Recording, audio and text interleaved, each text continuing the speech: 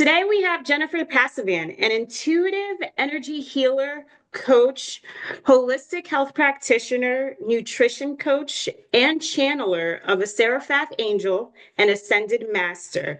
I am so excited for this conversation.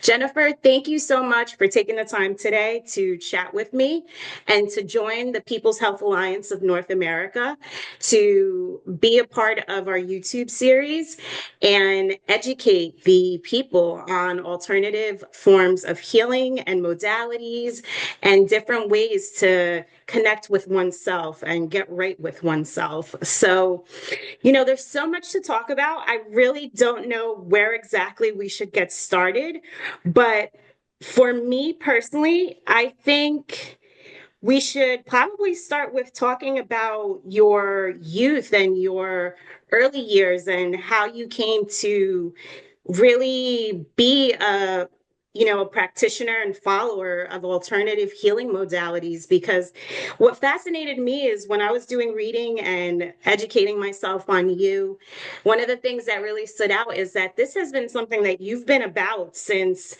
your early youth, when people would pretty much be out there chasing boys, getting acclimated to middle school. That was not you. You were a young teen that was interested in nutrition, herbalism, health, and bettering yourself. So what was that about? Tell me about your early years and your journey to how you came to be the wonderful channeling, healing being that you are today. Thank you. Well, it's a what a lovely positive spin you put on that. So, in all honesty, it started because I was a massive dork in school. Big dork. Stop it. I can't Huge fathom that. dork. Oh, like colossal dork. And this is this is the sad truth. The sad truth was that I thought, okay, maybe if I was really into beauty magazines because I thought somehow I gotta like not be bullied and made fun of. And if I'm prettier, I will not be bullied and made fun of because it's the pretty people that don't get bullied and made fun of. How sad is that? That was Conceptions of life. right. That was grade mind of thing. And so I was buying all these magazines and I kept reading like vitamin A can help with your skin and blah blah blah. And I'm like, oh, real it can?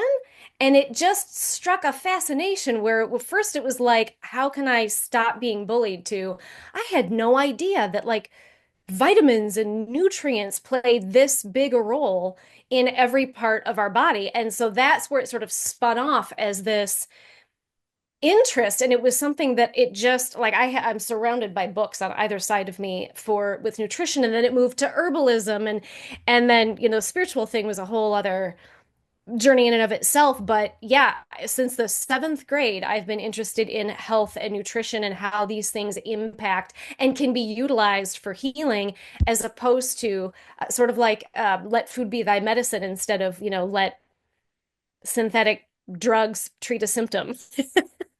I hear you. Now, what kind Yeah. of beauty magazines were you reading where all of this nutritional information was included? Because I doubt you were reading Cosmo and Bazaar because Oh, I don't recall. Really?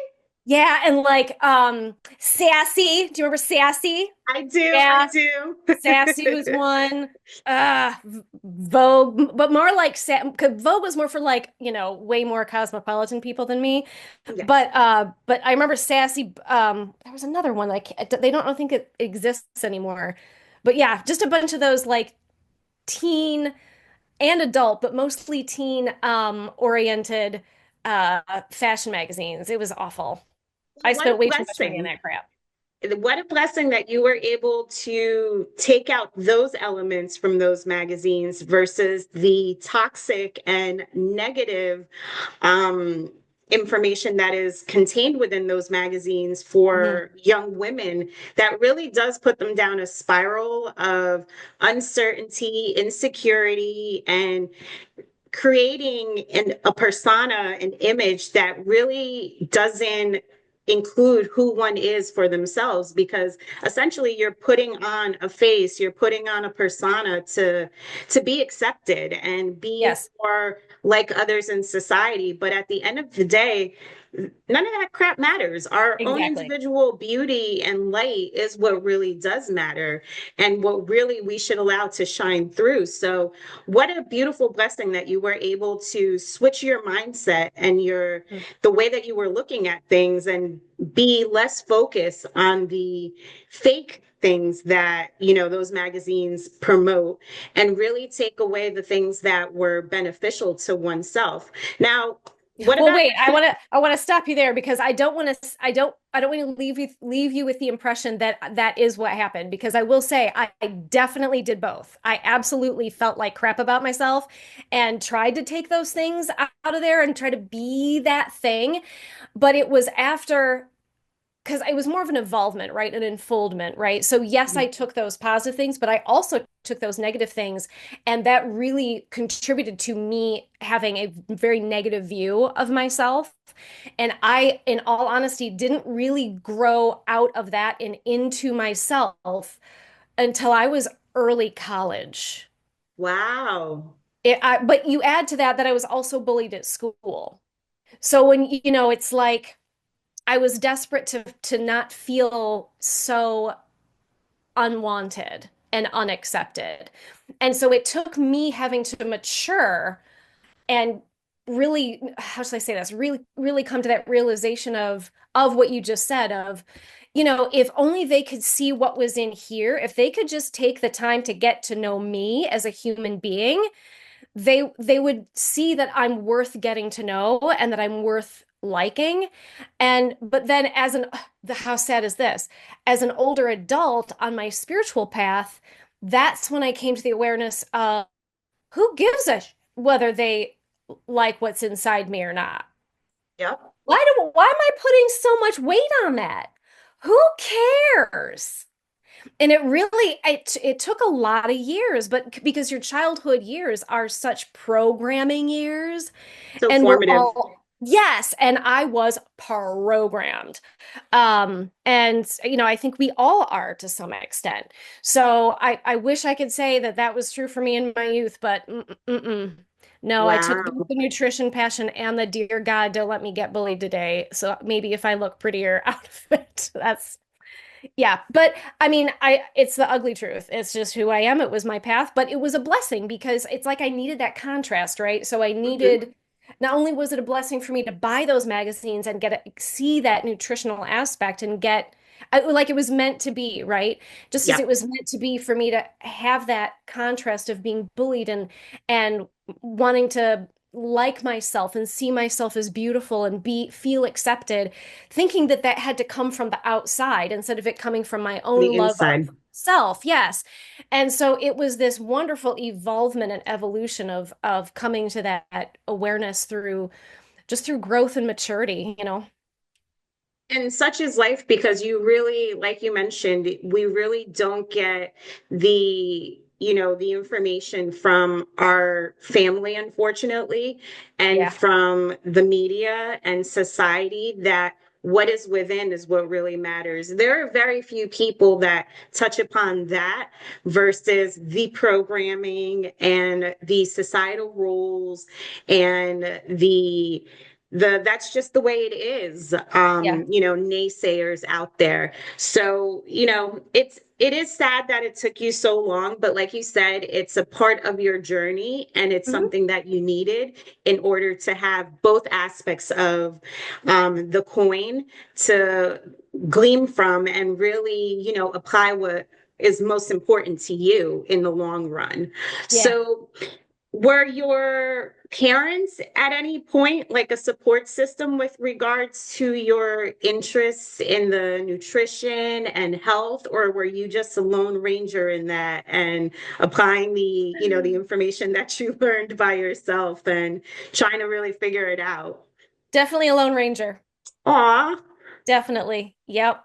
Yeah. My dad, I'll say this for my dad. He didn't I think they saw it, and I will say when I was young, I also saw it as just sort of a hobby and an interest. Really, honest to God, never occurred to me until I was much older that I could actually like get paid to do that. Um, um, but I think that's kind of just how they viewed it. So they didn't. they didn't support it, but they didn't like Put there it wasn't like, down. oh, I yeah, it was just kind of like that's just something she's interested in, sort of thing. They to me they seemed very neutral on it. Um, but what was really funny, well, it's funny now, was when Funny I when it was was actually happening, right? yeah. So like, my dad was a high school counselor, right? And they're the ones Okay. that like help you with like where you're going to go to school and what your degree is going to be, blah blah blah. And school and I were not friends, and I like just regular school, mostly because bullying, but also I learn. I have like my own way of learning, I've realized, and it's something that I took a long time to figure out because I've shamed myself a lot for it because it didn't fit what everybody else is supposed to do. But I like to learn in my own way, and school just didn't fit that way. And so when it came time for me to like go to college, I was like, maybe I'll just be a beautician. I don't know. I just didn't want to go to college because I knew that meant learning in a way and learning stuff that is not what I was drawn to and didn't feel right to me.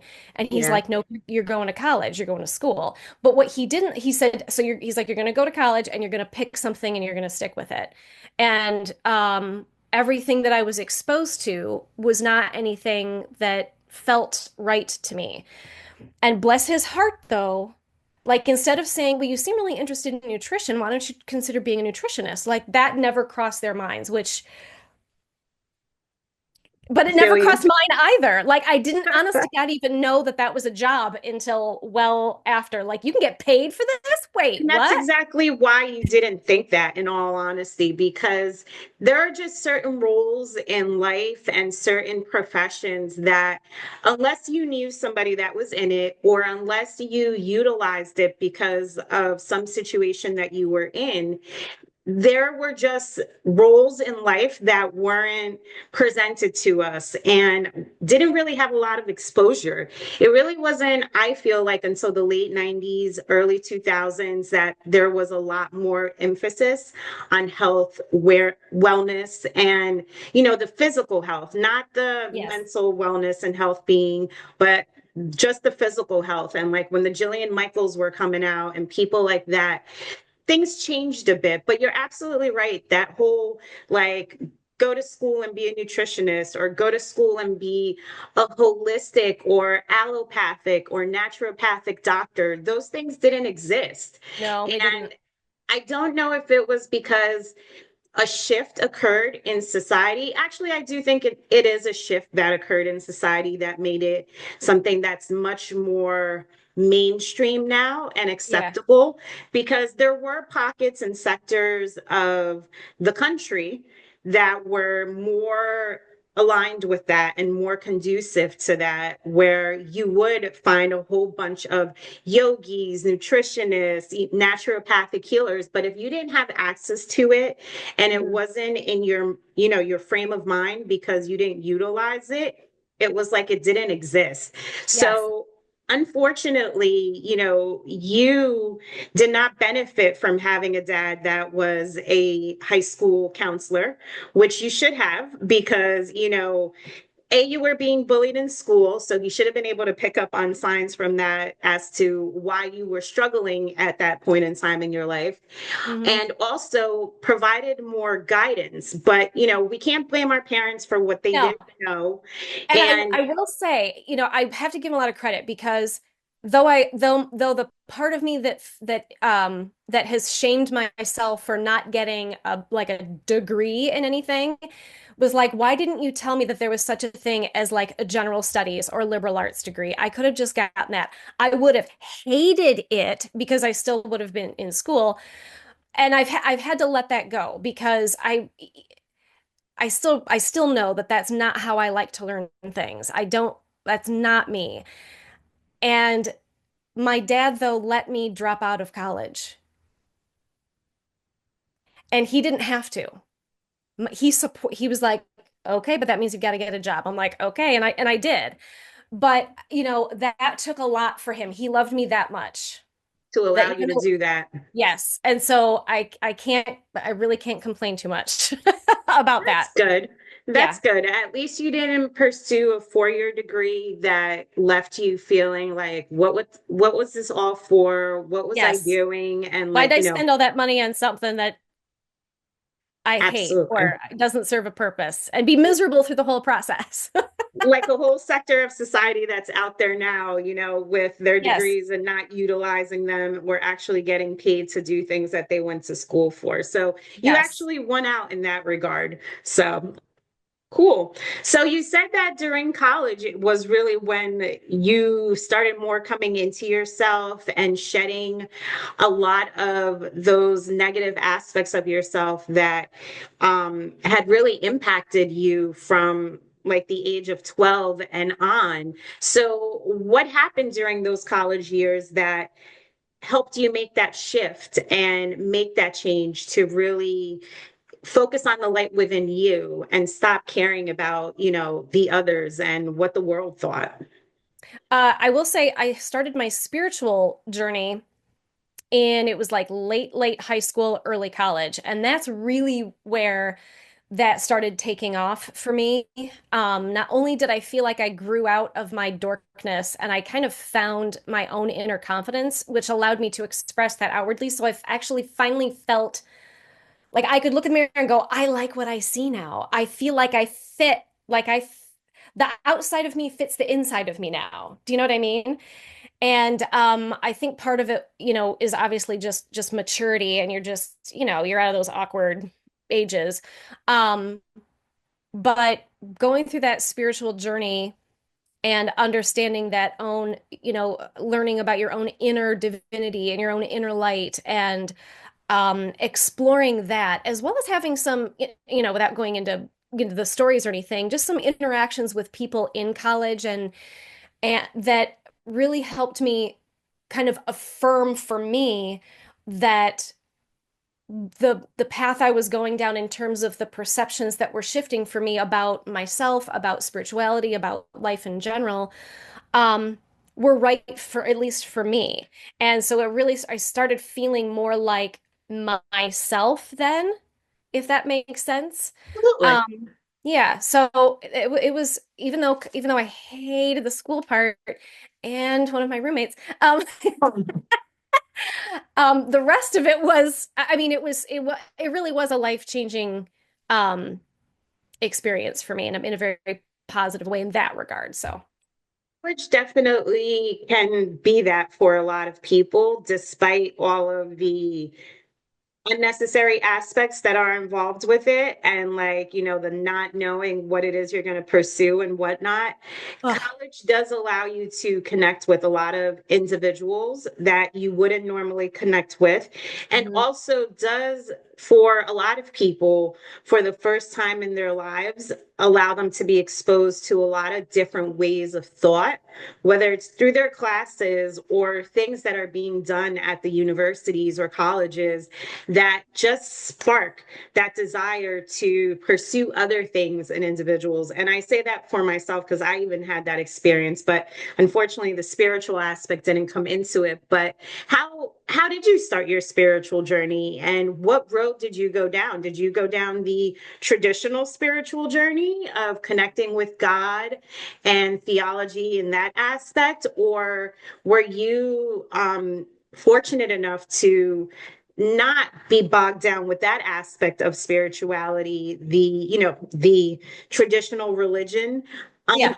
aspect of it? And were you able to learn more about the power within ourselves, and how that in itself is a connection to spirituality that is completely separate from organized religion? Mhm. So, yes. And what I mean by that is I did both. So I Wow. started with the only, so I kind of got this, what I finally refer to as a bug up my butt, but really was just sort of this divine inspiration is the more flattering term, but bug up my butt is a little more funny. Um, I wanted to know God. And it was one of those things that kind of came out of nowhere, and which meant it came out of nowhere, you know what I mean? It was divine timing, lady. You bet. Yeah. And I didn't know about any other paths besides Christianity. It was the only thing I'd ever been exposed to. which is Did you have unfortunate. negative connotations with regards to the Christianity and the organized religion aspect My of things? Yes and no. So Okay. my grandfather, whenever we would go and visit him, we always went to church, and the same was true when we would go down to Georgia to visit my father's parents. Okay. They would expect us to go to church. My mom was kind of neutral about it. She was like neither here nor there, but my dad was very he it felt to me like he had a negative experience in childhood with it, and so he was, I don't want to say anti-Christian, but kinda like it. He didn't like the judgment aspect and the closed-mindedness and the dogmatism, which I think is all the things that we ultimately, many of us anyway, have grown out of. Yes. But it was kind of like, I don't know what else to do, so I'm just going to give it a shot and see where it goes, kind of thing. Yep. So And again, we don't know anything different. yes, exactly. And so I was exposed to, it was perfect. It was just exactly what I needed, which is going to sound nuts, but it's exactly what I needed. I got exposed to the version of dogmatic Christianity that is very, oh, how do I want to put this? I don't want to say paranoid, maybe is a good way to put it. There are demons around you all the time. Yoga is worshiping Satan. Just like so very fundamentalist and very dogmatic. And it was great because I became so afraid of offending God that I became miserable. I thought, okay, wait. If God is love, shouldn't I be happy? Shouldn't I not be terrified to piss God off? I mean, when I say paranoid, I mean even all of my minor thoughts of, oh my God, did that offend you? I'm really sorry. I'm sorry if that offended you. Blah, blah, blah. Like, just that was, I became paranoid. But I needed to Aggressive get that stuff. level of, yeah, I needed to get that level of contrast to be like, wait a minute, something's not right here. Something's not adding up. This can't be right. And so I started asking these internal questions like, well, maybe it's more like, Jesus was a prophet and everything, because I like what he says. What he says makes sense, but the other stuff doesn't make sense. So maybe it's more like, yeah, he's a prophet, but that other stuff isn't quite right. And I would get these zings, these like bodily tingles when I would get when the answers would come into my mind, as if to say, like, yes, you're getting it. You're getting it. And that kind of led me to ask more questions. And then I'd ask more kind of pondering questions and get these zings and tingles. And so I'm like, huh, I'm going to see if anybody else out there is like talking about this stuff because I was never exposed to it. So I didn't know that that was like a thing. So I went to our local spiritual shop and found the conversations with, no, excuse me, that is not correct. I then had my experience with angels, and I came upon an author who she dove right back into the dogmatic box, but she would channel the angels and she would channel ascended masters and all that stuff. And it was kind of one of those synchronistic experiences that they were up there like trying to, how are we going to get her to, we gotta, and because it was just too weird of an experience for it to have been accidental, for me to stumble upon this author as well as learning about angels. And her name is Doreen Virtue for anybody who's curious. And I learned that the tingles were my angels, and so I could feel them touch my shoulder, or they'd wash me with this like these warm tinglies, and I just went down this whole angel obsession, and it was great. Oh yeah, that was so much fun, and it still is, but it was fun to be like learning about it and like in the thick of it because I love learning, right? And then that went from there to reading Conversations with God, the series. And that took all of the questions that I was asking in the very beginning about like all the stuff about Jesus and God, and maybe that's not true, but maybe that's true. And it not only affirmed all of those things, but expounded on them. And it just, I walked around, I read book one in 2 days straight, and I was Wow. walking around on like a spiritual high. And I could see the divinity within everyone after that. I was just like, this is it. This is right. This feels true to me. This feels amazing. This feels so more right than anything else I've ever been exposed to. And then that evolved into me being guided to learn about Celtic traditions and paganism and Wicca. But Wicca was like, I kind of learned about it, but I'm like, something about that doesn't feel right. And not that it was wrong, but it was like not. It's aligning with you. It was close but no cigar was sort of the feeling, sort of like it's not wholly like I don't know how else to get the feeling out, but it felt like there's some aspects of it that are what you need, and there are other aspects of it that you can let go of. But it was more like, why don't you just focus more on these Norse and Celtic and even Egyptian type traditions? Just keep your focus there. That's okay, but it's not really what you need, is sort of the feeling I was getting. And so I joined a coven and, went down that path. And then it was like, now let's study Buddhism. And like I would just go down these kicks of studying all these different paths and traditions. But what was great about that is then you can start to see all of the threads that connect all of them, where it's Yep. like they're all saying the same things. They're just using different terminology, different metaphors for all of the same things. And different individuals to express the message to the masses. Yeah, exactly. Exactly. It's utterly fascinating. So it's now I'm still in a passion of it. It's my learning craving has never ended. Now I'm into anthroposophy and theosophy and, esotericism and, esoteric Christianity and Steiner and ooh, like it's oh.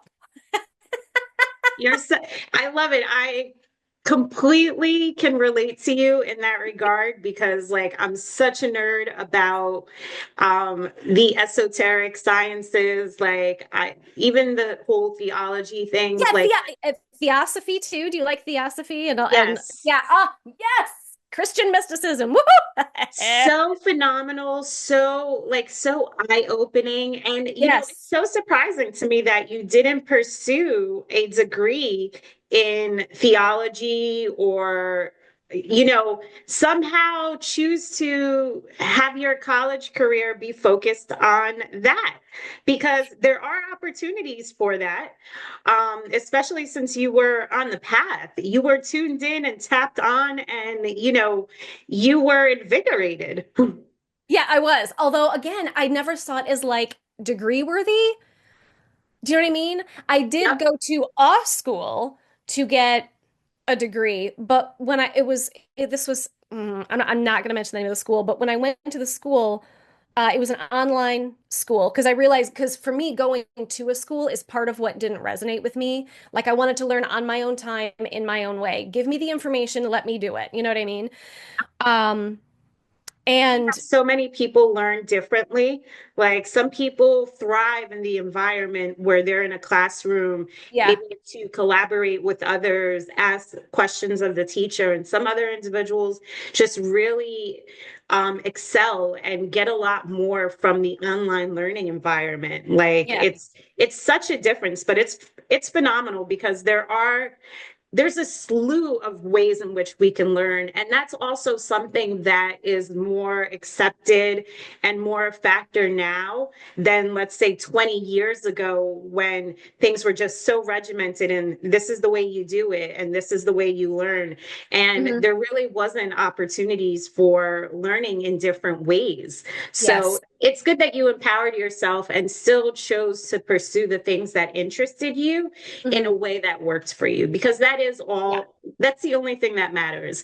And to your point of not pursuing religion as a degree, it's like again the closed-minded aspects of like if you're pursuing religion as a degree or whatnot, are you going to go be a priest, are you going to go be a nun? Like that's what Yeah. you think of. Yeah. You don't think Well, of being able to be a professor or be somebody that can speak to people in the way in which we're speaking to people with right. regards to those valid principles and lessons that are within all of those documents and all of Yes. those different walks of life. Yeah. And I think there are people that feel called to like being a professor and, doing those things. And for me, it was, even when I look at, getting a college degree in those areas, and I think about all the things, all of the classes that are offered, about 90% of the classes that are offered in terms of the types of subject matter are not classes that I would have any interest in because usually when you get a degree, it's like you get a degree in this area. So Christian theology, it's got to Yep. be only about that. I want to learn about all of it. All of And it. it doesn't, I don't know that that's a thing. Like, I don't even know that anybody's ever created a degree that's like across the board theology of all religions and spiritualities. I don't think that's a thing. But I did go to a school that was as I it was like a new thought school. And I'm like, I don't know what new thought is, but You like the I sound of think, it? well, I thought, I'm like, it sound based on what I'm kind of sort of seems like it's aligned with what I've come to understand. And so my history, here's my history. My history is I'll do a lot of self-study and then go, I should get a piece of paper that says I know about this stuff. Why don't I do that? So then I'll go to school to get a degree or a certificate in some cases, um, that reflects all the stuff that I already know. So there really isn't much for me to learn when I take the course. I just get the certificate to be like, I already knew this. Know And in that was this. true. I could get money from you in this, but not that Right. that's your goal. But like, unfortunately in society, that's the only way in You which need a, people give you validity to the yes, fact that you're actually somebody who could speak to these topics or, be an expert on them. So I completely feel exactly. you. Exactly. But the school, as it turned out, I was, as I was doing the correspondence aspect of it, and you're supposed to like do these readings and then like answer these questions. And I remember reading these things going, wait, they keep talking about using your mind to create your reality, using your mind, using your mind, using your mind. And I'm like, that's very up here focused. But if you're going to manifest from your mind and manifesting is a lower chakra thing, don't you have to balance that out with emotions? Your mind is the steering wheel. Your heart is the emotions is the fuel, and then it manifests, and that's like the lower this is just focusing on up here. This isn't making any sense. They're missing a part. And then I later learned through my studies of theosophy and anthroposophy Love about it. how just being up here focused and the impulse that controls that. And then I looked at the symbolism used by this college and went, oh, I should have known that.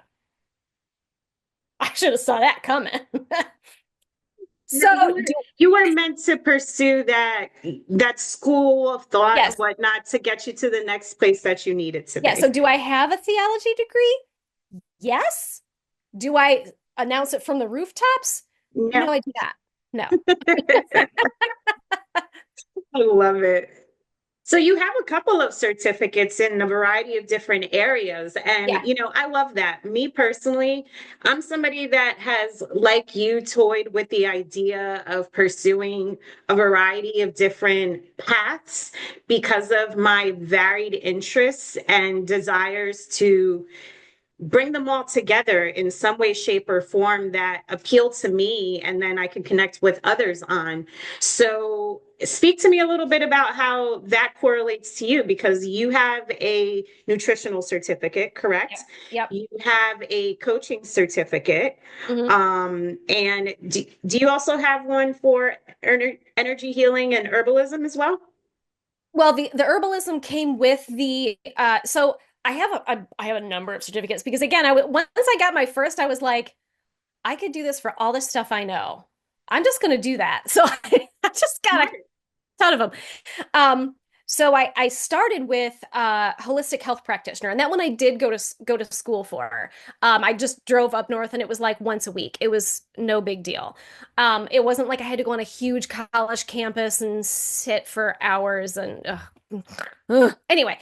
But it was also subject matter that I was really interested in, and I will say the college that I went to, the university that I went to, did when I was going, that's dumb. I should get a piece of paper that says I know all this stuff. Why don't I do that? I looked at the college and they had a certificate But when I took one of the classes, I'm like, I'm just going to take a class and see how I feel. It was so broad and general and not about these are about these herbs and this is about mental health and this stuff is about like nutrition and diet. Like it was so, I could tell that it was just going to be like more about sociological aspects and not about how to actually make changes in people's lives. So I was like, why would I spend thousands and thousands of dollars to get a certificate that doesn't teach me the stuff that I care about and B will actually help me make real changes in my life. And since then it's changed.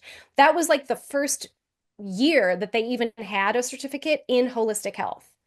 That Yeah. and that So was the program 2004. went through an evolution. Yeah, that was 2014. Wow. 14. So I went to this school in north of me that taught me all the nutrition stuff and well, I shouldn't say taught me. They presented all of the information that I'd already taught myself. So I Yep. was able to graduate top of the class, which was awesome. Thank you very much. Correct. Um, and at the same time, so like the fall, late summer fall period when I was like, I should really go to school, da da da da da.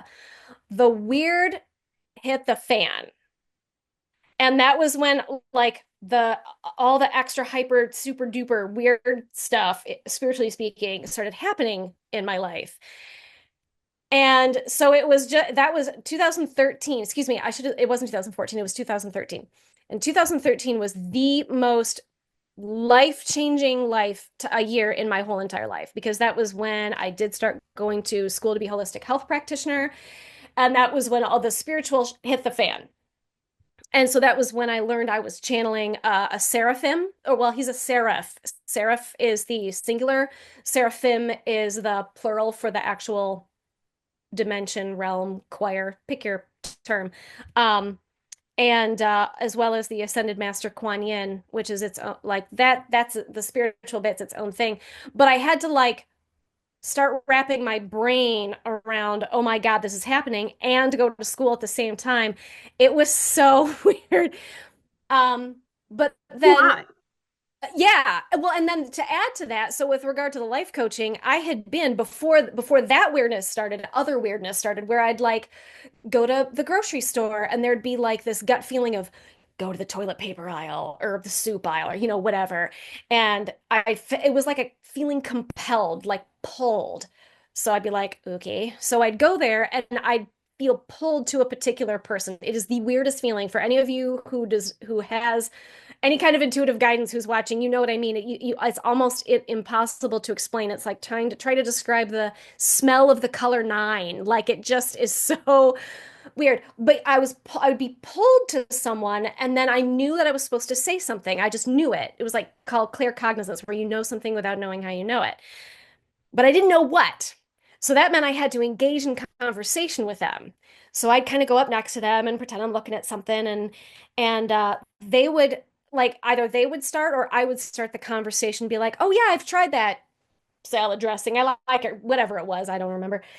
And then all of a sudden, they would start opening up to me about something that they were going through in their lives. And I would get this, I hate the word download only because it's overused. But I'm going to use it because it's accurate. This download of what I was supposed to say to them, this clear cognizant, input of what I was supposed to say to them.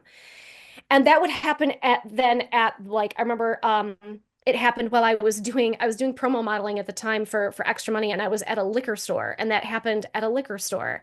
That would happen to me at a cafe that I was standing in line at. It would happen to me you're probably close to my age. I might be older, but I don't know if you remember like AIM chat or Yahoo chat. Okay, so we're Yep. probably about the same age. I So remember all of that. yep. Okay. So there'd be people that I would come across there, and it would be again that same feeling. And I would just get this clear cognizance knowing of what I was supposed to say to them to have this impact. And it was just sort of how my life was. And so after the whole channeling and I got got the certificate in, holistic health, um, I was still kind of going through this, what am I going to do with my life now that my life is really spiritual? Because I kind of got the certificate, I'm like, well, I got the certificate, but now I've got the spiritual stuff, and this is way more interesting. So I that stopped being the focus, and it was like, ooh, spiritual stuff. Well, how can I do all this weird spiritual stuff for a career? And again, I got this I woke up one day with a bug up my butt, and it was okay. I want to live my life's purpose and experience my greatest joy and bliss. How can I do that? And I wish I could tell you how high I was on spirituality in that moment, but it was like those were the exact words that I Feel used, it, and lady. it was so, it's so funny. And 2 weeks later, I get 2 weeks later, one of two people that I had, I'm just going to say helped, one messaged me. He and I had not spoken for 2 years. And he just was like, I just want you to know you've changed my life and you've had such a huge impact on me, blah, blah, blah, blah, blah. And I sat down and I bawled. I was like, oh my God, I had that level of impact on, holy crap, wow. And then a week and a half later, somebody else from like 2.5 years ago, out of the blue, wrote me saying something to the effect of, I was going to commit suicide, but you saved me. Wow. And the final thing was the kicker. He said, so if you don't think that there's anyone out there who considers you an angel, know that I do. And I was just, I lost it. I lost it. And I was like, okay, this is a message. Like these two things are not coincidental. This is how I want to change people's lives. But what is this? Like, what do you even call this? What is that? And so I'm asking these questions out loud. And then again, like 2 weeks later, my best friend at the time was like, hey, I was at school and my professor mentioned to me about being a life coach and I thought of you. And I'm like, what the fuck's a life coach? I didn't know what one was. So I got on the internet, life coach. Oh, okay. I do help people with life things, but I do it through intuition. Is that a thing? So I looked up spiritual life coach. Holy cow, that's a thing. Intuitive life coach. Oh my God, that's a thing? Wait, these are things? Okay. So now I'm a intuitive spiritual life coach. And I went to take classes with the ICF, International Coaching Federation, but I called the president and I was like, I don't know if I even need a certificate. So here's what's happened. And I kind of laid out the whole weird scenario. And she said, if you've already been helping people and you've got testimonials of it, you don't need a certificate. I was like, woohoo, that just saved me thousands of dollars. But then I realized there are other ways that you can get certificates from accredited organizations that don't cost nearly as much money as they were charging. So I thought I just need a piece of paper that shows that I know how to do all of the things that I've already been doing. And the funny thing is when I took my first class, I was like, wait, I already do that. I didn't even know it had a name. But like that has a name and I do this already. But it was something that was given to me to use. So, and then the same thing with energy healing, when I was learning how to energy heal by having the beings that I channel just move my body and send their energy through me, I went, okay, but people still really like to have angels don't give out certificates that say you know how to do this stuff. So I very begrudgingly, I kind of did it kicking and screaming, but they kept guiding me to it to get a certificate in Reiki. I did not want to do it.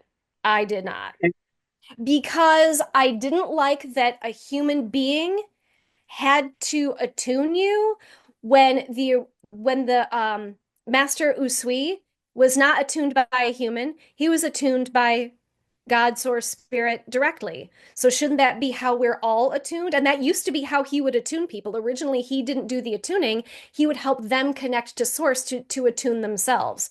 But after he passed away, the people who passed that on changed the way in which it was done, and they began doing the attuning, and they like started charging exorbitant prices for it. And then especially when they came to the US, because the US was like a huge, like I think it started in Hawaii. And so I was just, and I didn't feel that there was any need to use symbols. I felt like the symbols were a tool, but a totally unnecessary tool.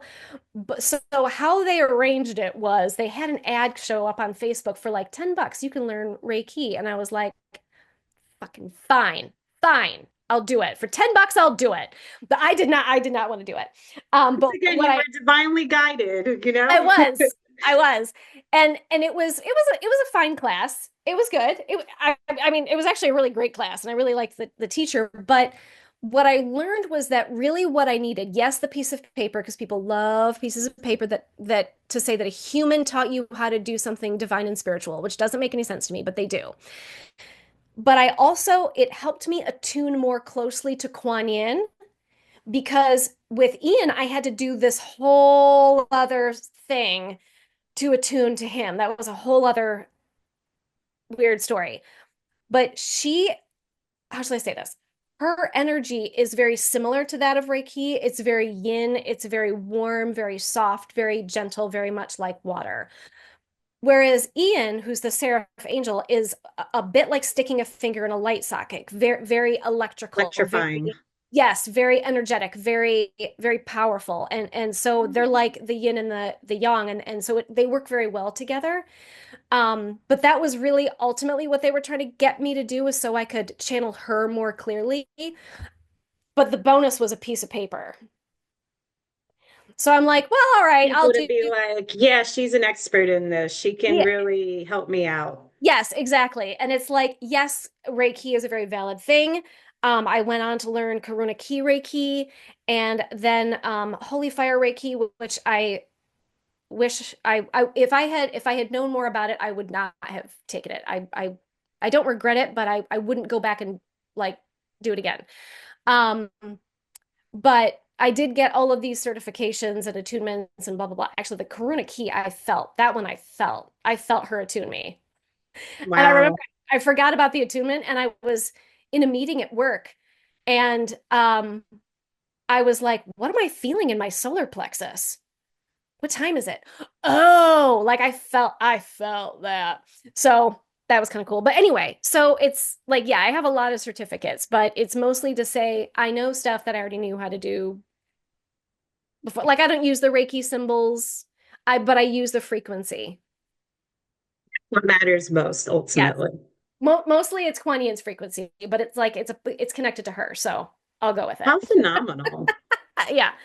It's like all of the experiences that you went through, in all honesty, you were always being led in one way or another, whether it was by the angels with that, first instance when you went into the spiritual shop and you picked up the book and then you were reading the Neil Walsh books and you were feeling like the angelic energetics, or if it was what pushed you to pursue the life coach certificate or the holistic healing certificate. And, ultimately, it all made you more equipped and more knowledgeable of the powers that you already had within yourself. Mhm. But had you not taken these classes and gone through the experiences, you may have not been able to, I don't want to say label them, but have such knowledge with regards to the ways in which you could use them, what it all actually entailed, where it came from, and how you could make it your own. Because what I'm getting from what you're saying is that ultimately, these, um, what's the word that I'm looking for? It's not powers, but these capabilities that you have were always within you. You just needed to know how to open them, tune into them, and really learn how to utilize them and put a name to it and all of that so that you could feel more comfortable within your own skin with all of it. Yeah. Yeah, and I had to be ready for it. That was the other thing I realized is like it only came when it came because I went through certain experiences that allowed me to clear karma. And when you clear karma, you clear energetic density, which elevates you spiritually. And I had to get to a certain level of soulful elevation before I was energetically ready to do this type of work. Hmm. It was it, and that's honestly an awareness I didn't come to until much later. But I had to look back and go, oh, that's why I was going through rapid fire karma clearing the years leading up to that. But I had to understand what from an energetic perspective, what karma clearing is. And like as you clear those densities, as you do your own healing, and you're rising in consciousness and your frequency is elevating, that alone opens up the faculties that you already have. And so for me, yes, meditation is important. Absolutely. Getting energy healing helps, of course. Having a healthful diet, yeah, definitely. Being mindful of what you expose yourself to, absolutely. But the number one thing that will elevate you and open up your spiritual faculties is doing your shadow work, clearing your karma, and healing yourself.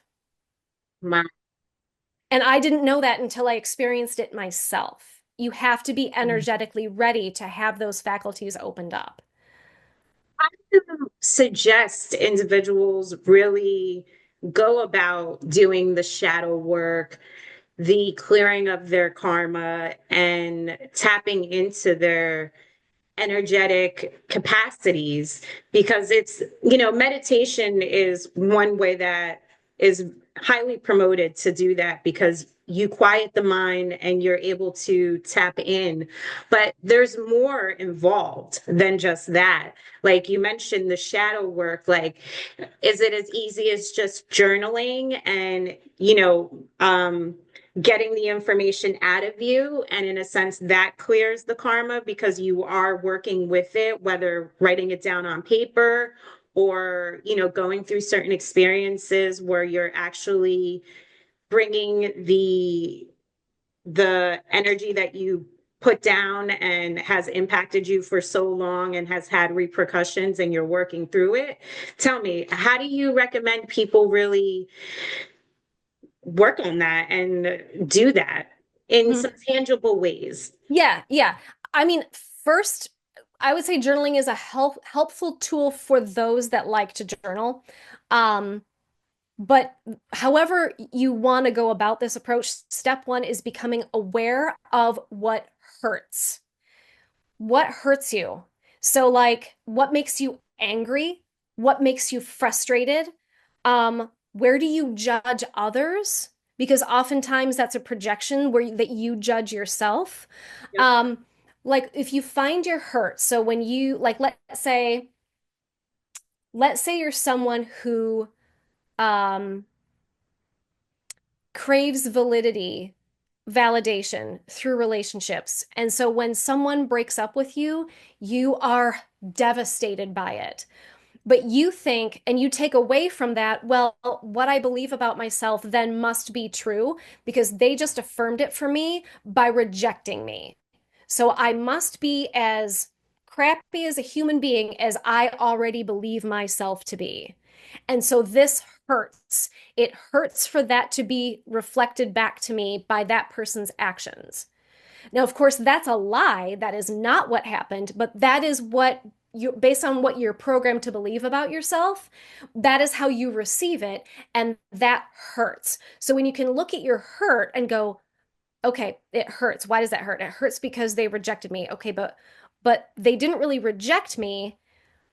I perceive it that way, but it hurts because I feel unwanted. Why do I feel unwanted? Because I don't feel good enough and I don't feel like I'm worthy of being loved. But where did that come from? So it really becomes self-awareness and looking at why you feel the things that you feel. And it can sometimes, you know how we all have our own blind spots? That's kind of where people like, I would say more Jungian therapists or life coaches can really be that neutral, objective observer of the things that you're describing. When I say you, I'm referring to the general you that the client is describing and saying, I'm having these relationship patterns that keep repeating and I don't know why. We can ask the right questions. So for me, when I get an intuitive download, I don't tell the client what I've received.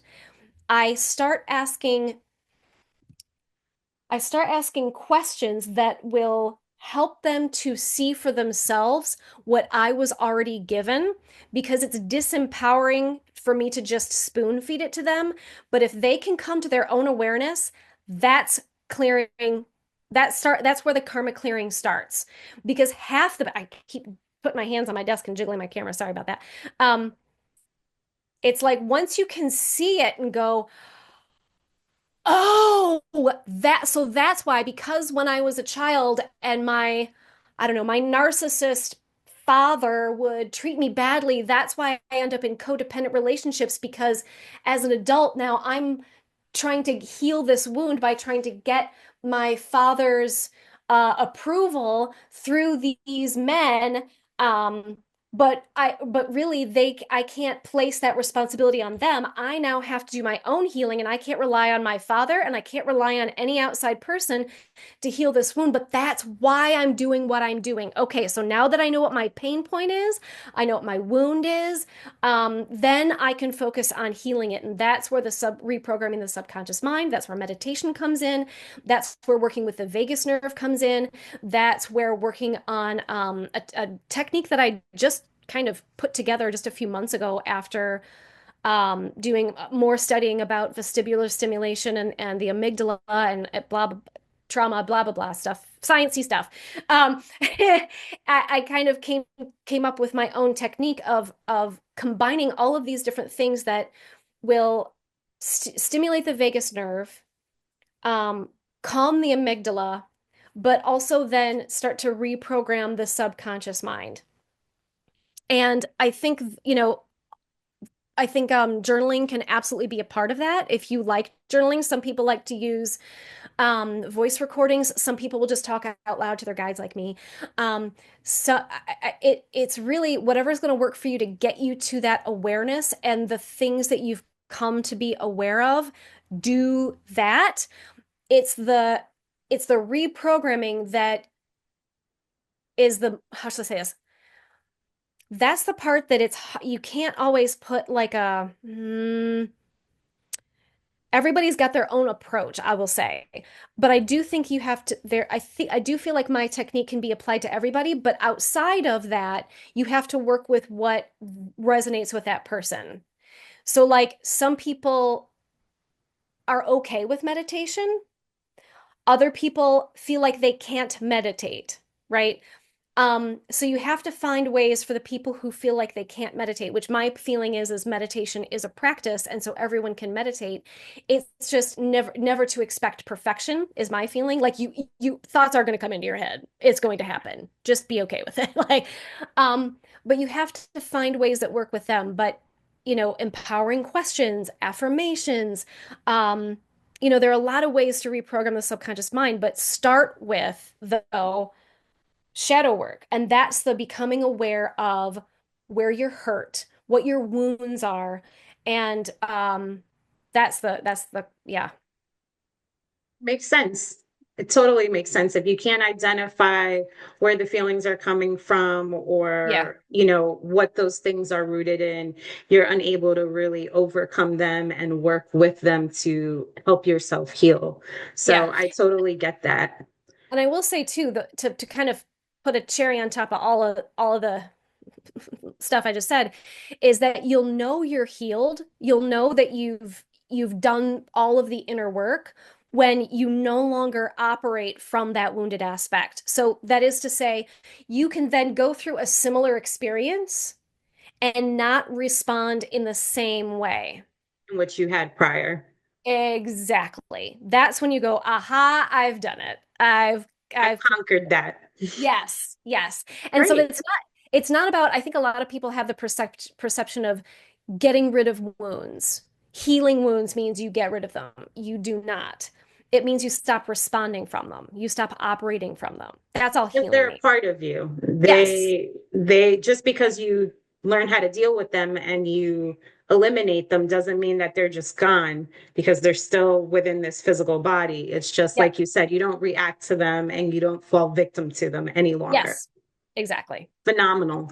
Now, we've said a lot, we've talked about a lot, and you skirted over the Quan Yin and Ian, and I want to get into that a bit more and learn about how that has changed your life because those, connecting with those masters is a beautiful experience, a powerful experience, and not one that everybody is fortunate enough to have the benefit of. We do hear nowadays about a lot more channelers and a lot more individuals being able to tap in and connect with their guides and utilize that, but it's not common talk amongst everybody. So, what has that experience been like for you, especially because they're so different?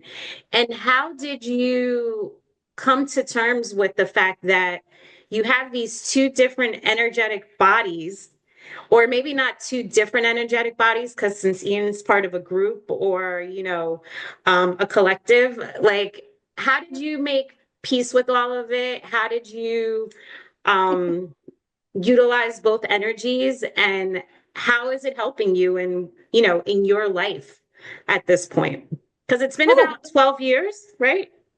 Since you've been working yep. with them? 2013 is when I became aware of Ian. Yeah. Yep. How was that? Like, how did he come through? Okay. I'm going to try to give you the Reader's Digest version of this story. So, okay. So, it was about 2010-ish or 11-ish, where I was spending time with a friend of mine, and he, full disclosure, I was on a date. We'll just say that I was on a date. And the great thing We was he enjoy was very, ourselves. I mean, and so we went to his house, and he's very much into the same, weird stuff that I'm into, and he's like, well, I'm a natural born energy healer. I'm like, really? That's so cool. And Um, he was like, do you want me to give you an energy healing? I'm like, yes, yes, I do. And so he's like, all right, lay down on the couch. And so he sat next to me, and I could feel all the weird things he was doing. It was great. And then I heard this voice in my left ear say, just relax. And I kind of went, like, okay. And so I did. And then all of a sudden, I was no longer in control of my breathing, and I was more relaxed than I've ever felt my whole entire life. But wow. my breathing kept getting like deeper and faster, deeper and faster. And then you get that like your hands and feet start to tingle. And I was like, I don't know who this is. I don't know where this is going.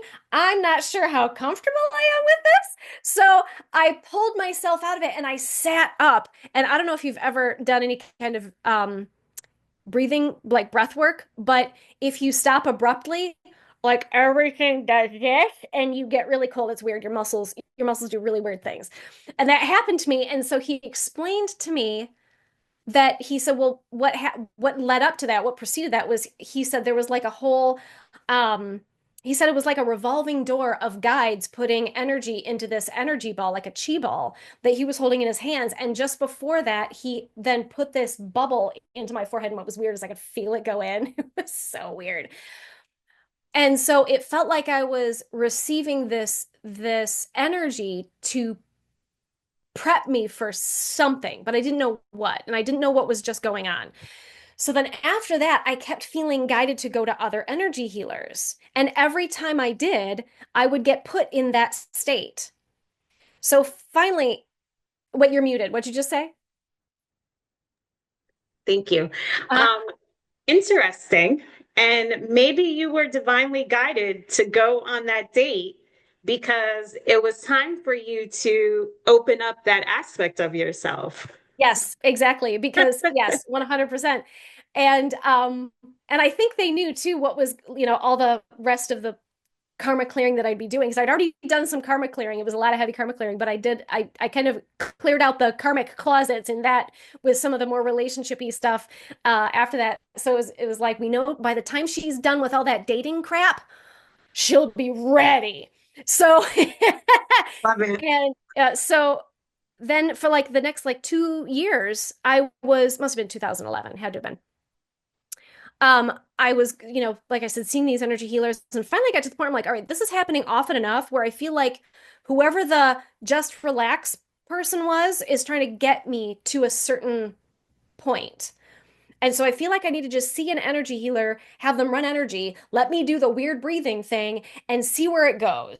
Like, just not be Go quite through so it. afraid. Yeah, exactly. Just not be so afraid of it and freaked out by it. Just do it.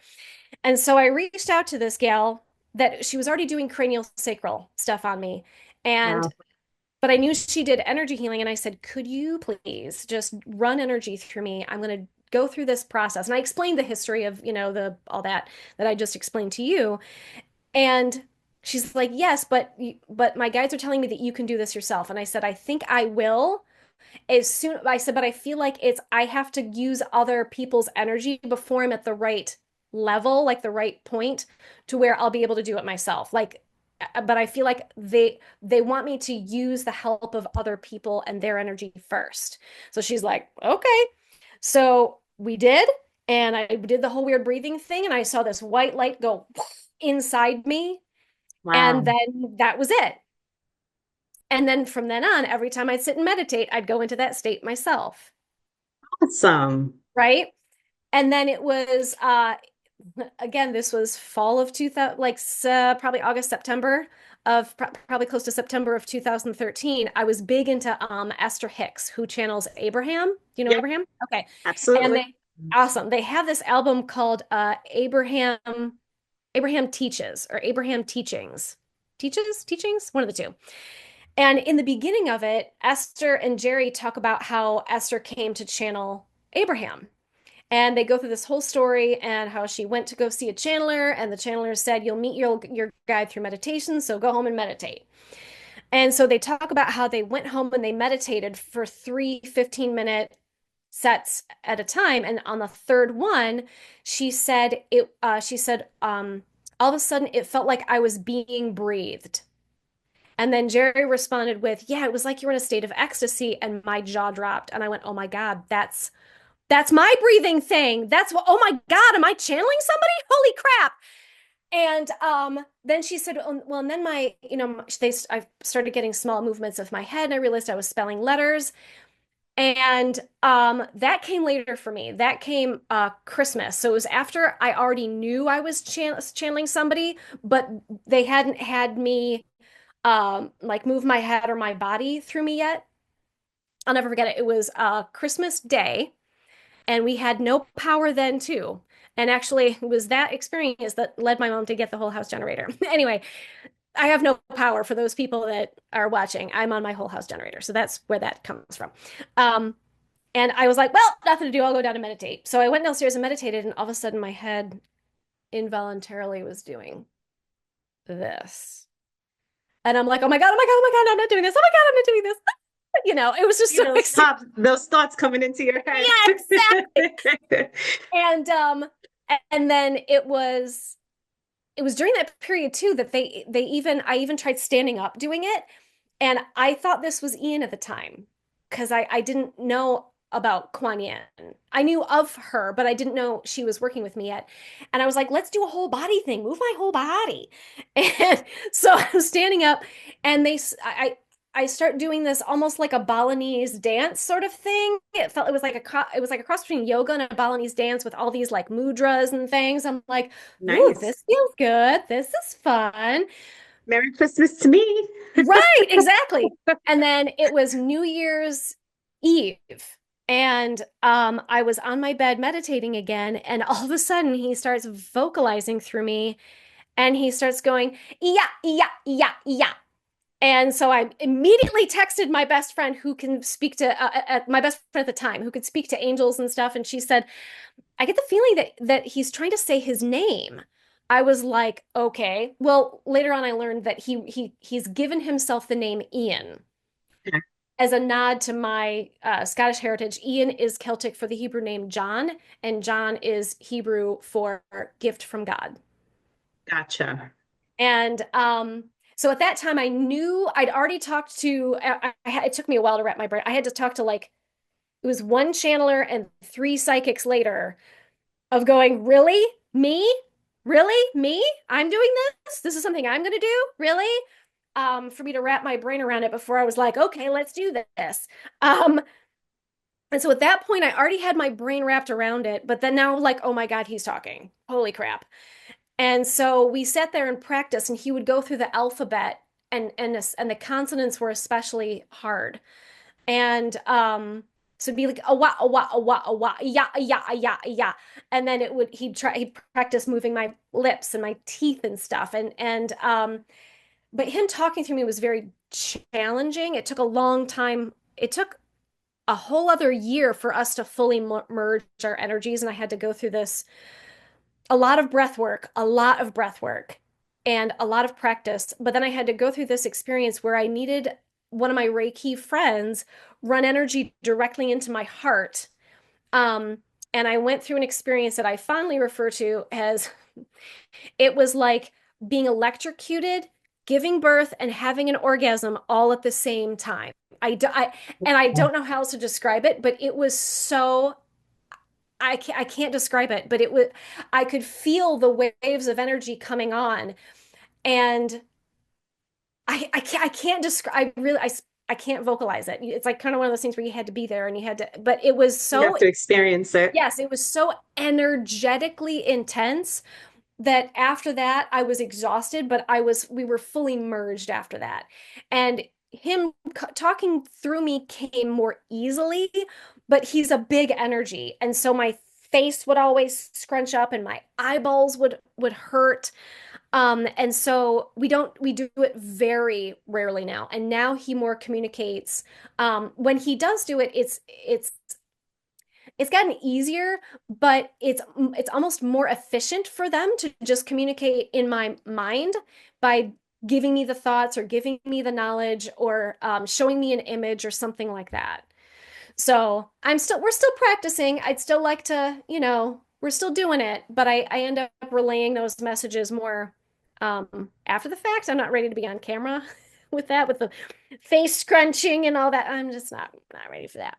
Here. But yeah, but oh, as Um, far as the energy healing, it was within the first year, I thought we were just going to talk because that's what came first. But then he started doing all this stuff with my hands. I'm like, what is this? What are we doing? What is this? And what I heard was, pay attention because you're going to do this on other people. And that's when I realized, oh, he's doing energy work. This is energy that's being sent through me. And so he guided me to learn, not necessarily get certified, but like study different modalities that use energy in a similar way. So like pranic healing is very similar to what I do. And there were a couple other modalities that I could go, oh, okay, so when we're doing this thing, it's doing that, but it was explained with that modality, if that makes sense. no, absolutely, because, I'm sure there's knowledge that is held within that collective group that is not at all accessible to us with our knowledge as it is. And, you know, life has evolved. So, kind of like you mentioned earlier, you mentioned an ascended master or an individual that was able to do energy healing directly with the connected to God. Oh, Master Usui, the guy that started Reiki. Yes. Yes, like that's ultimately how we should be able to do it. We shouldn't necessarily have to utilize another individual or, a healer to help us do it, but we're still detached from that. Hmm. And not all of us, but a good majority of individuals. So we seek out different professionals or people that specialize in these things to help us get to that point where we're ready or able to work with what we have within ourselves individually. Yes. So I get it. I liken it to getting the energetic ball rolling. And I've learned that even when I do energy healing on people, if they don't do the inner work, so like my energy healings, yes, we work on the chakras and the energetic field and we find the things that they like. I don't like to know what they want worked on. I don't want to know anything about them, and I don't want them to say, I want you to work on my low back and my digestive upset or whatever. I don't want to know because we're going to find stuff that you didn't even Know know was about. still sitting there. So don't tell me anything. I'm just going to describe what's coming up, and then you tell me if that makes sense to you or if I'm totally full of crap, but guaranteed by the end of the session it will make sense to you. But what I've learned is that, okay, after you do the energy healing, we do the life coaching bit. So that's where it's like, okay, let's talk about what came up. How does that make sense to you? What wound is this? Okay, so this wound is coming up for a reason, blah, blah, blah, blah. Okay, here are the tools and techniques that you can use to now go and reprogram that so that that's no longer going to come up for you.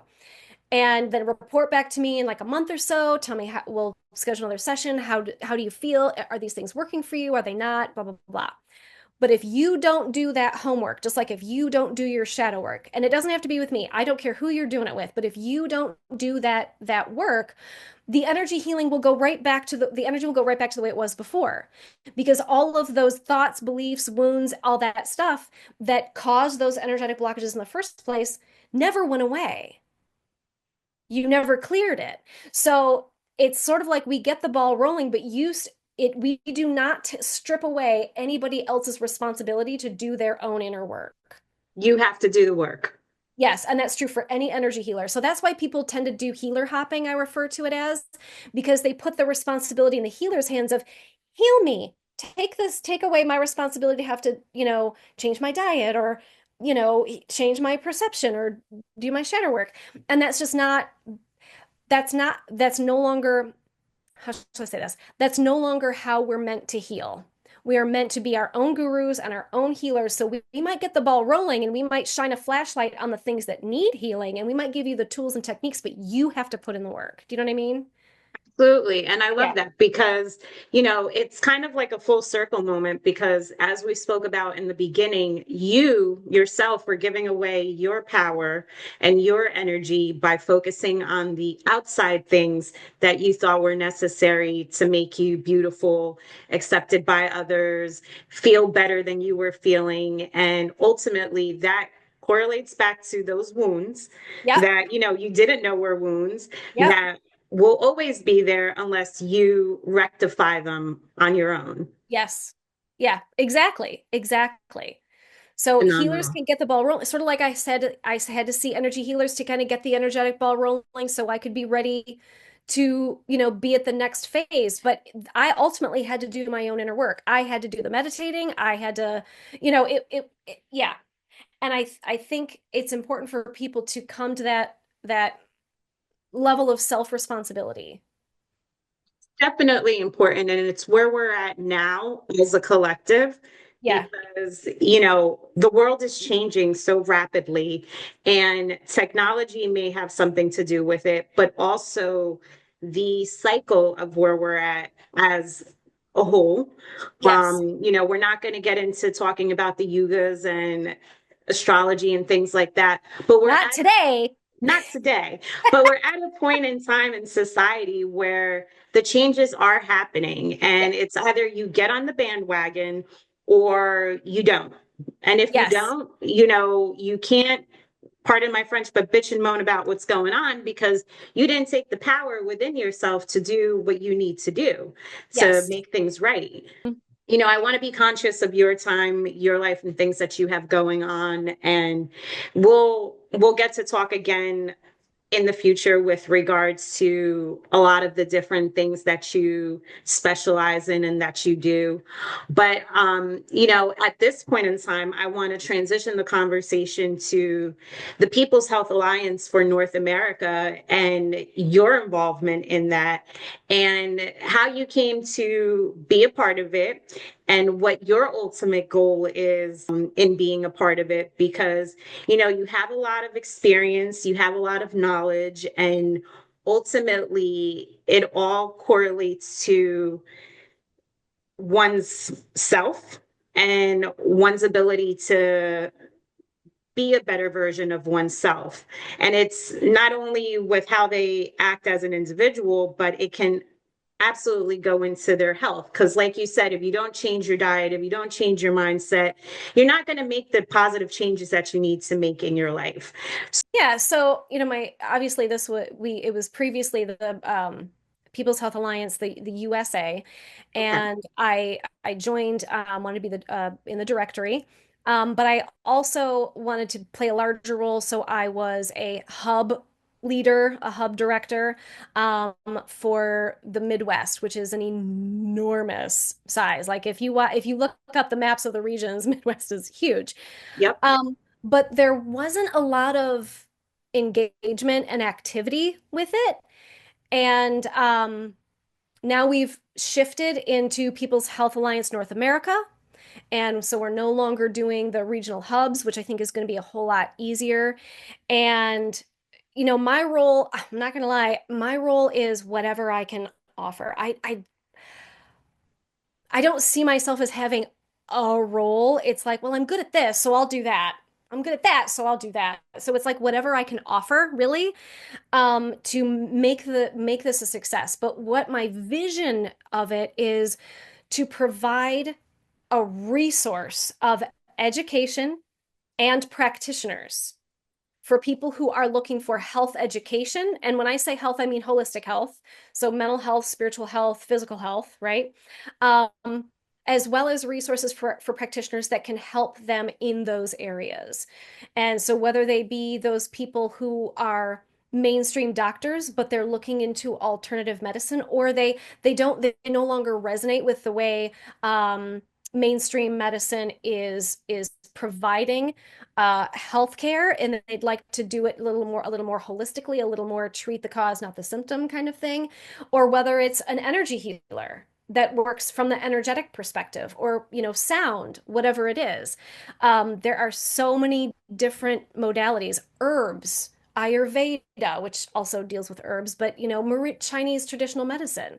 There are so many modalities, and they are all valid. And then you've got the mental health component, which then ties into the nervous system, and which ties into the vagus nerve and the amygdala. And the nervous system, I don't know if you've noticed, but a dysregulated nervous system is very much in the forefront right now. A lot of people are talking about the nervous system and trauma and blah blah blah blah blah. Yep.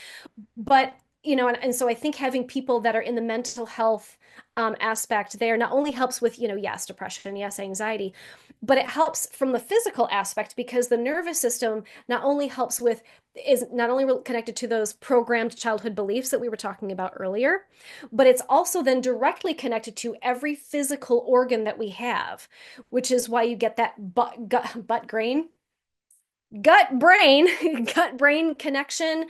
The vagus nerve connects to every organ. And so if you're dysregulated and you don't have access to someone who can teach you ways to regulate that nervous system, you're going to develop physical issues because of that. So it's really truly holistic health. And that's my passion, is holistic health.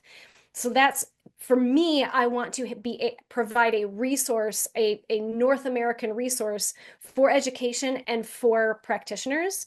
But you asked about my personal, how I would personally add to that. I think it's, again, that holistic health aspect where I love, my passion is mind, body, spirit, right? I'm a holistic health practitioner as well as a certified health and wellness coach, but I'm also an energy healer, but I'm also intuitive life coach with the emotional aspect. So that's why I was so attracted to the PHA, but it's also a part of what I'm going to offer to the PHA, aside from what I'm offering behind the scenes to help develop the PHA North America from the practitioner aspect.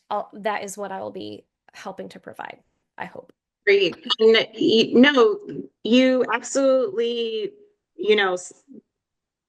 wrap that up in a nutshell that touches upon the importance of all of the different aspects of health and wellness in that statement. And your own journey in itself speaks to the importance and the relevance behind why knowing about all of the different aspects of health, wellness, and mental health are paramount.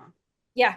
So, Yeah, truly. your own journey, your experience is all valid, all going to be of benefit, and a complete result of what the People's Health Alliance in North America is ultimately trying to do, because we see a disconnect in the healthcare system as it is now.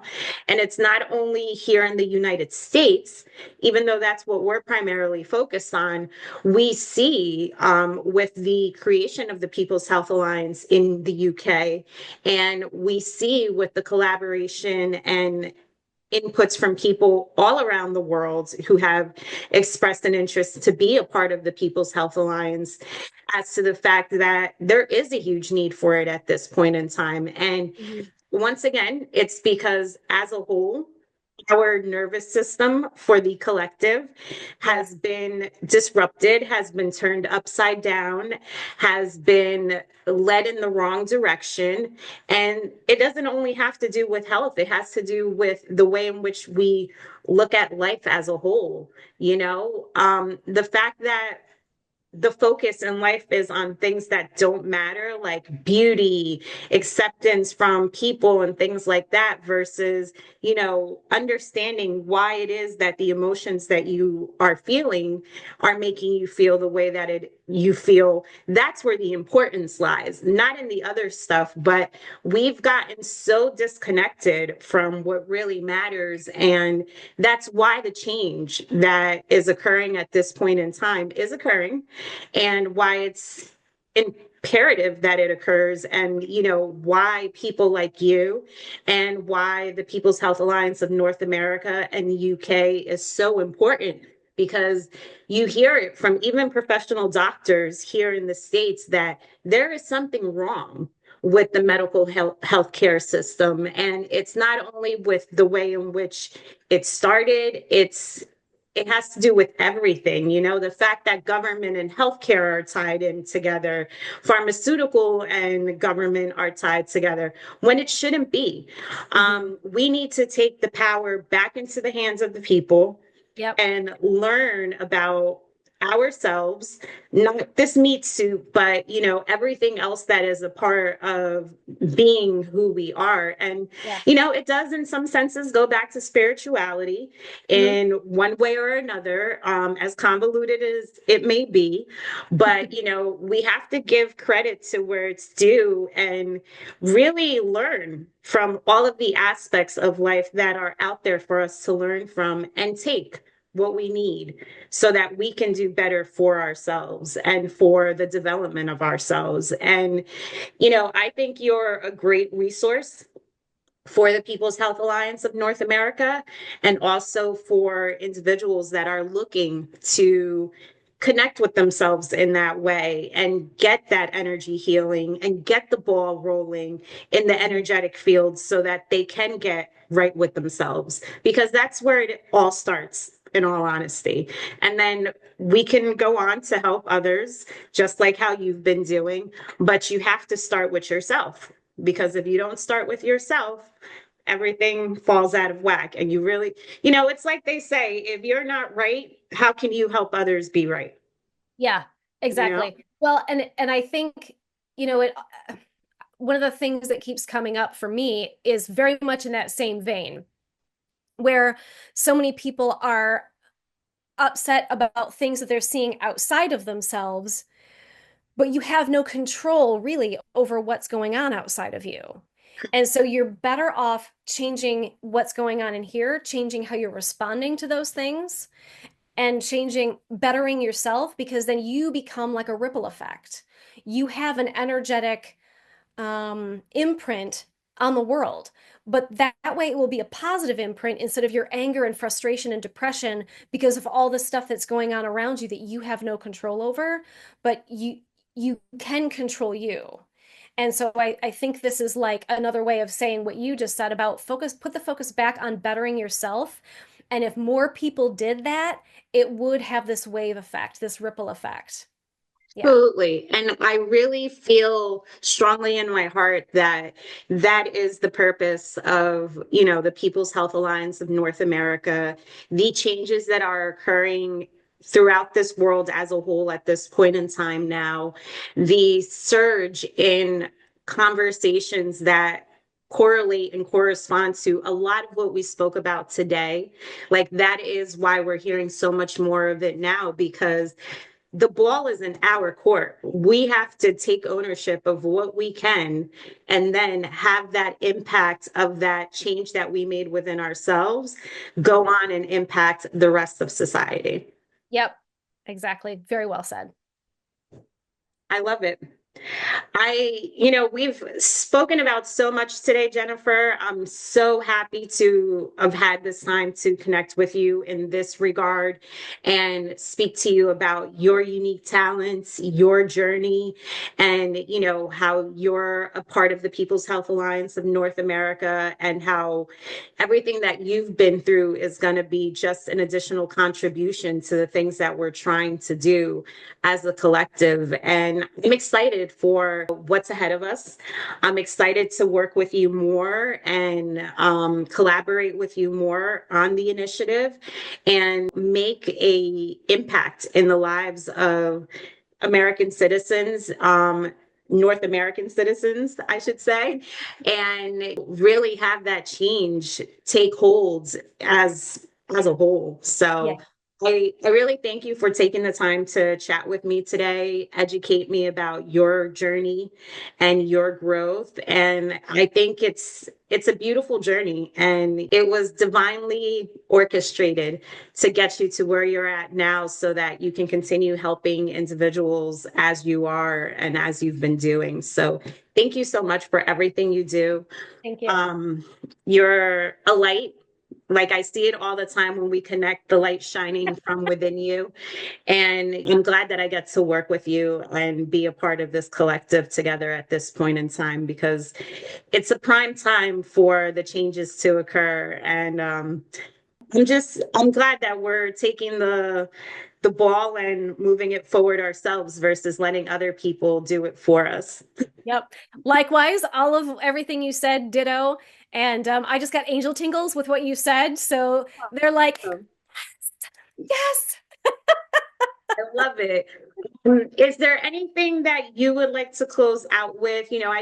I didn't want to have this conversation be a conversation where we have you channel or anything of the sort. I just really wanted to get to know you, what your journey's been like, and learn about your talents and what you bring to the table. But we will share with the people in the link below all of your links, where they can find you, how they can take advantage of the services that you offer. But is there anything that you would like to leave the people with, or that Ian or Quan Yin would like to share with us in closing?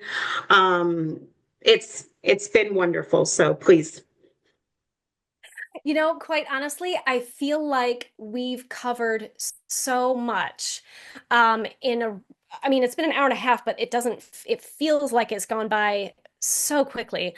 I really feel like we've touched on a lot. I think the main thing that I want to leave with people is, though it's important for you to take responsibility for your own health, and that can seem really intimidating, you've got a lot of support.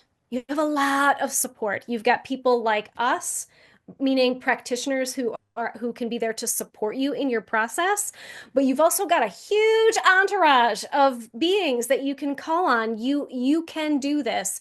So I just want people to not look at the healing process as anything to be intimidated by, and I don't want people to be afraid of the concept of taking responsibility for their own health. It's not as it's a process, but it's never as hard as it seems like. And once you start it, it actually feels so invigorating. And what the end result is so worth it. I promise you, it's so worth every effort. And that's the message I want to leave people with.